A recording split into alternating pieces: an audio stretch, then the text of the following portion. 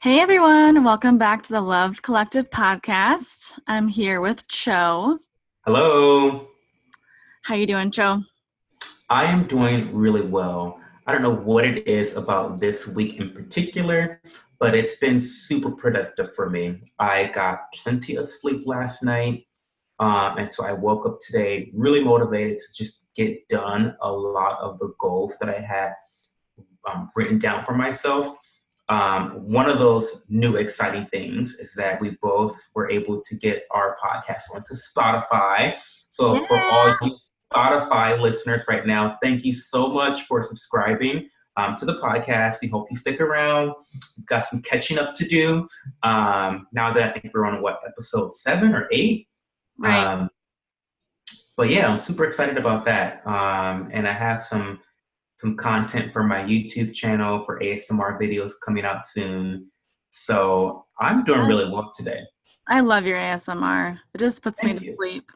I love That's the best compliment I can hear. You don't hear that many times from YouTubers who say, "Oh, I fell asleep to your video after 2 minutes," and I'm like super excited about it. Yeah, I don't want you to watch the whole video. Yeah, I yeah. want you to fall asleep. With ASMR, you're supposed to fall asleep. Or you're supposed to be Yeah, relaxed at least. exactly. At least relax.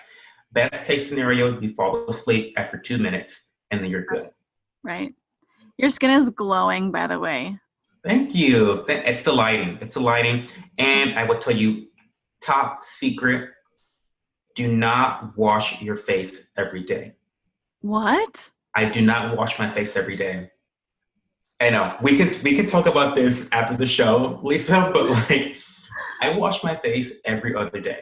Like I rinse it with water and I wipe it down with a towel every day, but I only wash it every other day. I'm shocked.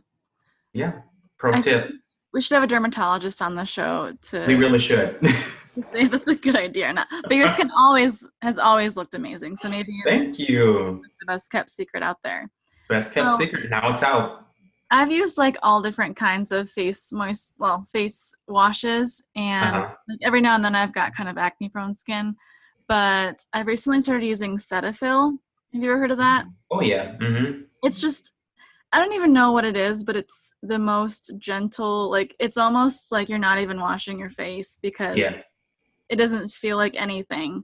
But you put it on to your dry skin and then you wash it off after that. Uh-huh. And like your face feels softer than before you washed it. And it's super, super gentle. Wow. And I really like it.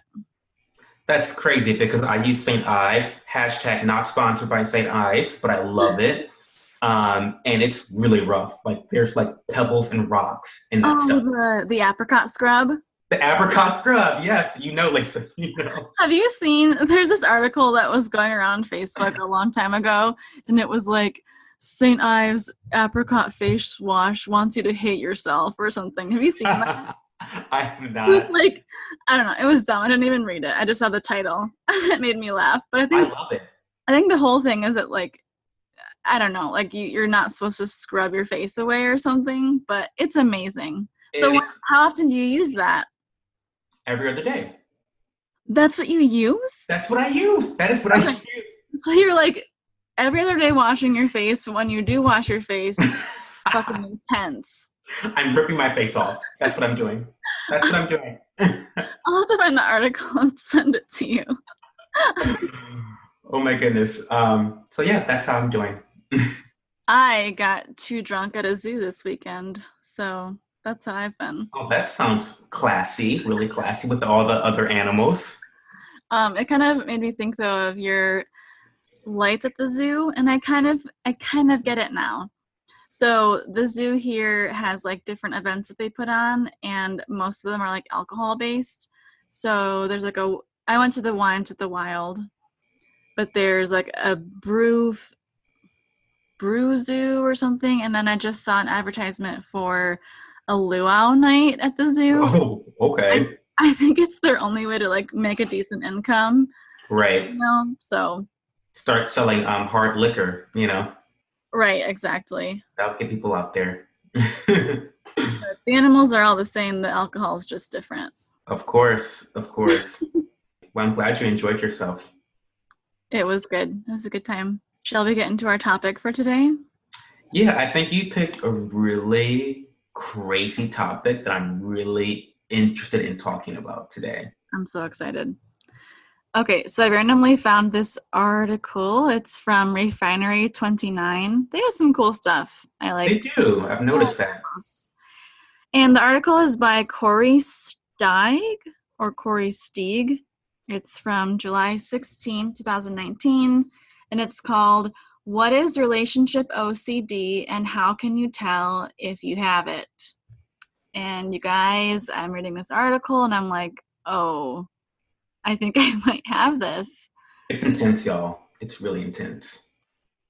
It's the new thing I think that we all should be talking about and being concerned about. So, And I'm gonna give you a spoiler alert, by the way, Lisa, and to the listeners. I think I might be a sociopath. I don't think a lot of this affects me whatsoever. Oh, that probably just makes you a healthy person. okay, okay, great. Why would that make you a sociopath? I don't know. We'll get into it. We'll get into it after your introduction. I just feel like some of these things that we read about in this article are, I think that they can be healthy concerns. I think that when you talk about OCD in a general sense, you think about it as just having a compulsive disorder. But some of the things that you can worry about from having OCD can be normal, I would argue. Yeah. I mean, I kind of read this and I thought, isn't this all normal?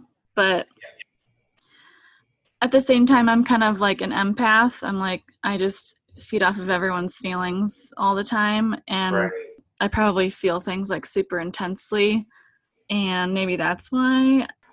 So how about I give the listeners kind of like the the the kind of general description of what they mean by relationship OCD, and I'll read a quote.